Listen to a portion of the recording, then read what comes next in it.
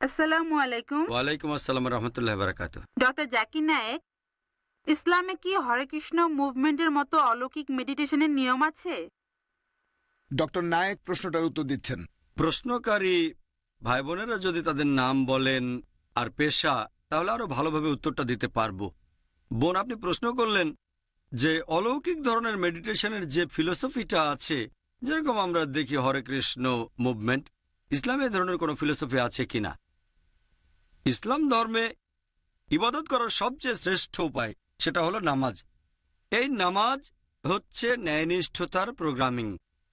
এটা হলো যোগাযোগের সবচেয়ে সেরা উপায় আমাদের স্রষ্টা আল্লাহ তাআলার সাথে।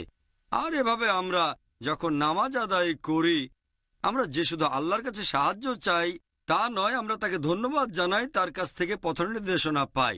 আর যখন তার কাছে পথনির্দেশনা পাই, এটা সাহায্য করে আমাদের ন্যায়নিষ্ঠতার প্রোগ্রামিংয়েও। আর যখন নামাজ পড়ি তখন অনেক মেডিকেল উপকারিতা পাই। এই ব্যাপারটা নিয়ে আলোচনা করেছি আমার video cassette Salah the programming towards righteousness. তবে অলৌকিক মেডিটেশনের কোনো ফিলোসফি নেই, যেটা অনেক আধ্যাত্মিক মতবাদে দেখা যায়।